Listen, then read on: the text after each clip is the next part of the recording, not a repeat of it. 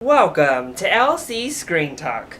My name is Larry, and this is my review of middle school, the worst years of my life.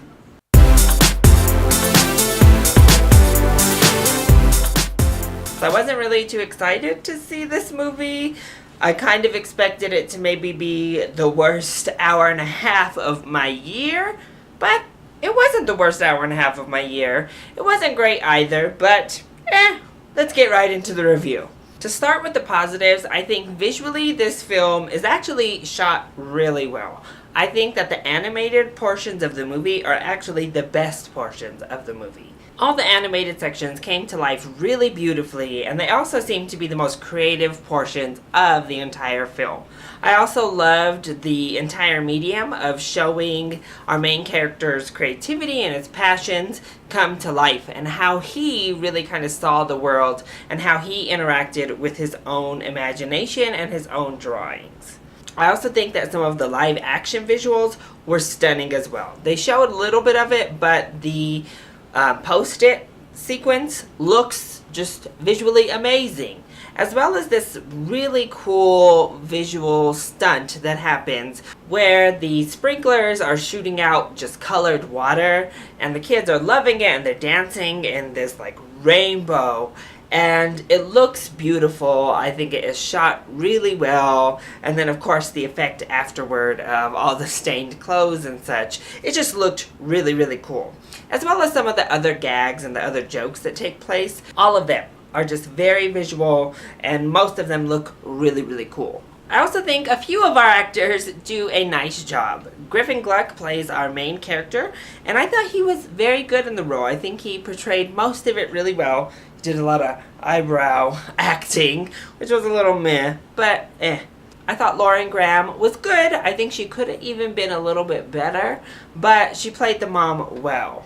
I think Adam Pally was definitely the highlight of the movie. I just enjoyed spending time with him, and I kind of wish we just spent more time with him and his character in his classroom, because his teacher was awesome. You could see why the kids loved him. His class seemed awesome and like a great way to learn, and I think he brought a lot of warmth to the film and brought a lot of warmth to that character. And I think this movie it has a lot of fun elements, and it has some more serious notes that do sort of land. We'll get to that here in a second with the negatives. But overall, I think the movie is shot with good intentions, and I think that the people behind the scenes actually did enjoy making the film. They wanted to be there. Unfortunately, that's kind of where my positives run out. I have quite a few negatives, so let's jump into those, shall we? So while there were definitely solid performances, most of the acting in this film, even from some of those people who did a good job, felt very TV-like. For one, Rob Riggle, I'm not really even sure why he still has a career in Hollywood, because he's not a great comedian, he's not a good actor. I just don't get it, and he was just overacting and his usual nonsense here. Adam Daly as the principal, also just overacting the entire time, just didn't feel real at all. And then we had Retta in this movie, which is from Parks and Recreation. She was just completely misused and underutilized. She isn't given anything funny to do. I saw her perform stand-up live when she came to my college, and she was hilarious. And I haven't watched Parks and Rec, but I heard she's great in that show as well. Unfortunately, she's just literally given nothing to do here, and she's forced to play like the straight man of the movie, which is just like, why even hire her if this is what you're going to give her to do? And then most all of the secondary characters feel like they are just extras inside of a Disney Channel original. And unfortunately, from the script to the acting to the editing style, it all just feels like this should be aired on the Disney Channel or Nickelodeon. And that's a big problem when you're asking people to pay movie theater prices for a product that feels like it should be for free on TV. And that editing style is a big part of it. It just doesn't feel cinematic. The whole film is just edited very strangely. I wasn't really sure what they were going for with their weird cuts and their awkward shots, but it didn't work for me, and it just brought the whole quality of the film down a level. And then I didn't really love the romance that they added in. I'm like, this is a middle school prank movie.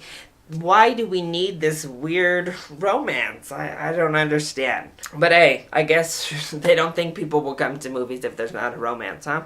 And then finally, there's a big reveal in the movie. There's a big emotional breakdown section of the film. And then the mom has this revelation.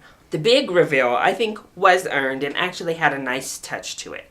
And then it closes out very nicely at the end of the movie. The mom's revelation at the end of the movie is just completely unearned. I mean, she just, out of nowhere, has this epiphany over, like, the smallest detail. It felt very abrupt and as did the emotional section that happens. It felt completely out of place and was shoved, just forcibly shoved into the portion of the movie that it was in. And I feel like it was like, oh crap, we're coming to the end of this film. We need to get this emotional impact in here. Shove it in real quick.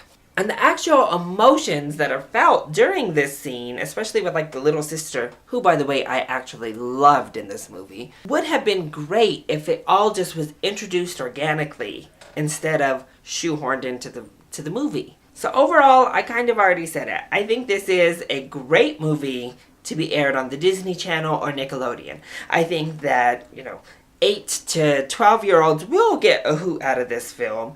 And I think parents wouldn't mind watching it with their kids if they didn't have to pay for it and they got it on TV where it feels like it belongs. So I don't think you should pay movie theater prices. It'll make for a solid rental, a fantastic watch with the family when it comes to network TV. So, that has been my review of Middle School, the worst years of my life. I hope you enjoyed it. If you did, go ahead, click like down below and subscribe to the channel so you are always up to date on our latest videos. Also, join in on the discussion. Are you excited to see Middle School? Also, have you read the book? If you have read the book, are you excited to see the movie? And if you've seen the movie, how does it stack up?